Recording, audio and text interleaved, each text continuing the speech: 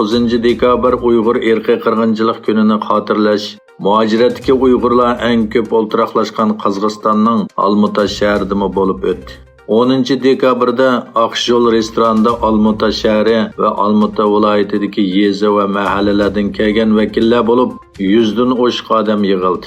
9 dekabr kuni Qirg'iziston Uyg'urlari 24 noyabr Urumchida yuz bergan o't ofatida qazo qilgan qarindoshlarga atab xatmi Qur'on qildi. Marosimga Bishkek shahri va uning atrofidagi yezalardan kelgan 200 dan oshiq Uyg'ur vakillari qatnashdi. Xitoy Sharq Turkistonning boyligini bulang-talang qilish hamda Xitoy oqqullarining Sharq Turkistonga ko'chib kelishini rivojlantirishdek razil maqsadida Lanjo Sharq Turkiston temir yo'li Jang Alatau liniyasining ko'paytib yasaladigan ikkinchi liniyasida ish boshlagan.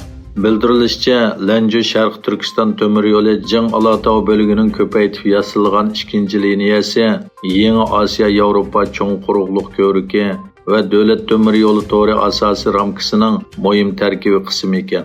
Xitoy bu orqali Xitoy Yevropa navbatchi poyezd yo'lining rolini yanada kuchaytirishni planlagan.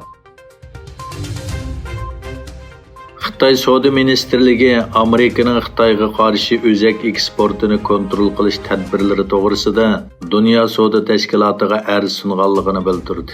Washington hukumati 8-oyda tasdiqlangan va kuchga ega bo'lgan o'zak va ilm-fan qonuni bilan davlatda yerim o'tkazgichning ishlab chiqarishini yaxshilash uchun ishlab chiqarish aslahalari quradigan shirkatlarga iqtisodiy jihatdan yordam va bojda kechirim qiladiganligini e'lon qildi.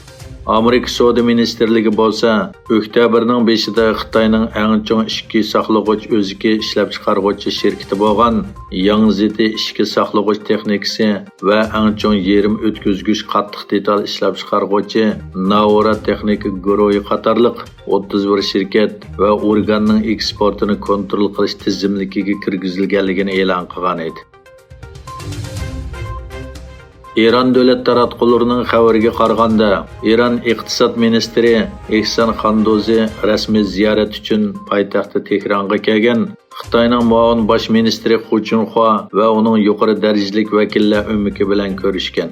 İran bilan Xitoy o'rtasidagi 25 yillik universal hamkorlik kelishimi doirasida energiya, neft, tabiiy gaz, birlashma mablag' silish, pul almashtirish va strategik ig'izlar qatorliq har qaysi sohalarda 16 turli tushunish eslatmasi imzolangan.